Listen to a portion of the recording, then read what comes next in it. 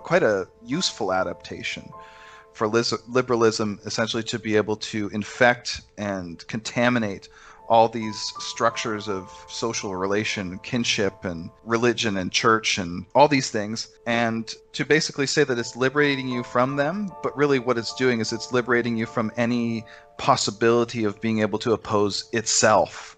And that's the whole point, even and especially if it's not conscious.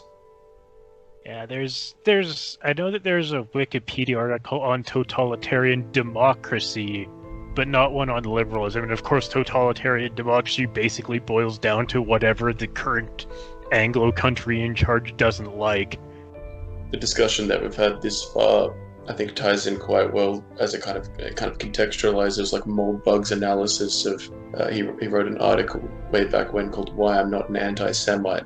He makes the argument that if you look at progressivism and American liberalism and you trace its lineage, it goes back to heretical Protestant sects that can essentially descend from the kind of proliferation of nonconformists and dissenters from the Anglican Church in Britain that ultimately become the Puritans that set up camp in the United States and go through all of these inflections. Like, what did Jews contribute to, like, the Enlightenment? Spinoza? I can't really think of anyone else. Yeah, I mean, and I think, it's a good point, but I think also, even if you look at the formation of American culture in particular, I mean, there's this retarded idea among white nationalists that, like, if only the Jews weren't here fucking everything up, then America would be, like, this white country that would be hyper-nationalistic.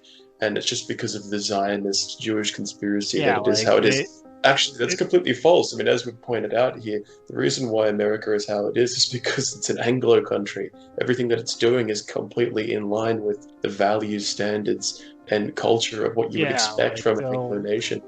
But why they'll go on about the 1965 Immigration Act, but they'll forget the other co-sponsor of it who wasn't a Jew. They'll forget how all of the glow-in-the-dark CIA niggers are all Mormons now, and so on, all that stuff.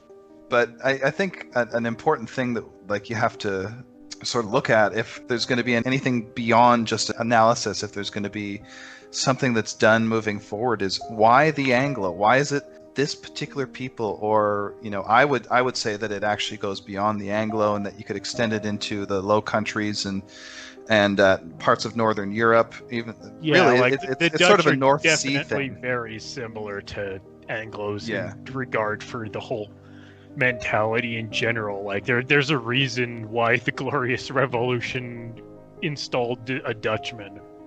So I mean, if you want to carve reality at the joints, I think those joints are going to lie somewhere outside of the British Isles, and as well as around them, and in some sense through them.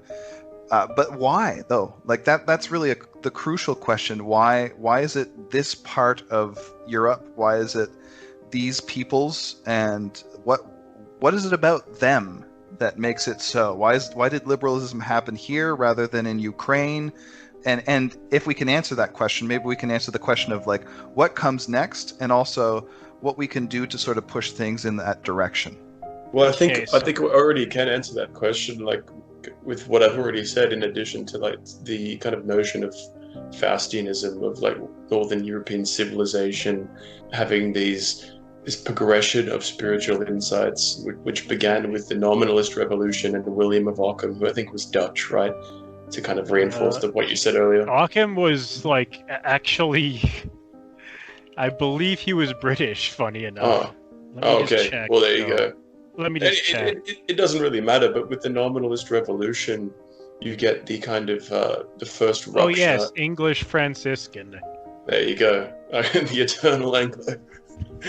But with the Nominalist Revolution, you get this initial rupture. There's this great book by Gillespie called The Theological Origins of Modernity that I'm like working through at the moment, which is fantastic.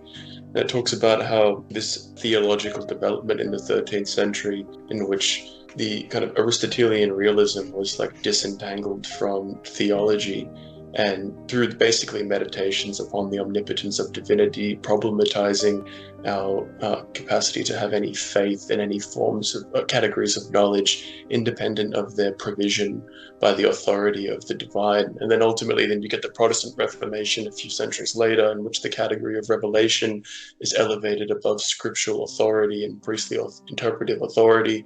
And these two forces are then combined with these other factors that create this anti-authoritarian, nomadic, Indo-Aryan spirit.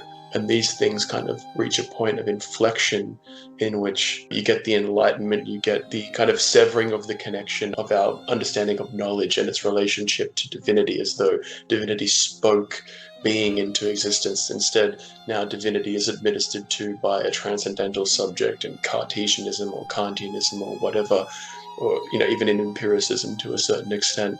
And so all of these ontological developments, cultural tendencies, create this kind of perfect storm that give rise to the kinds of moral hysterias, or at least light the fires that set a chain reaction in place that produces liberalism and humanism and all of these reactions.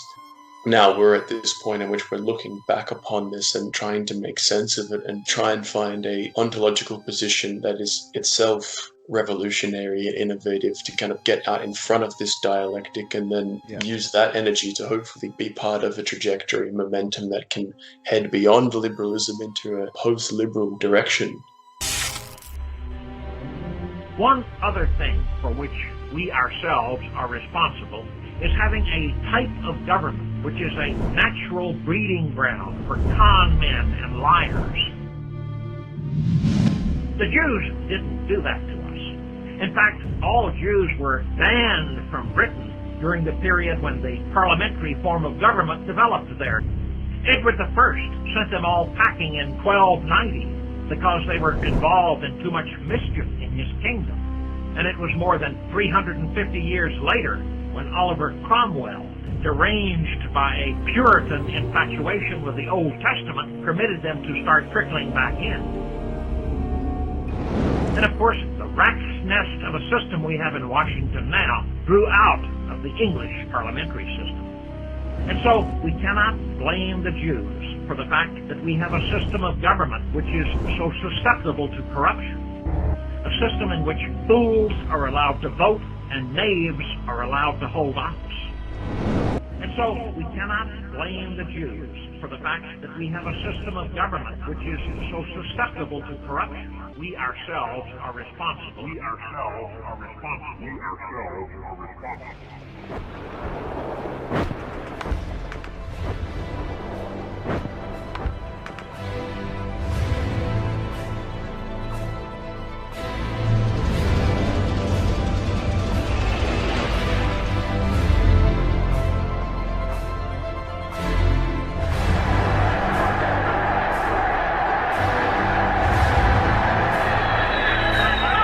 Scendiamo in campo contro le democrazie plutocratiche e reazionarie dell'Occidente. Popolo italiano, corri alle armi!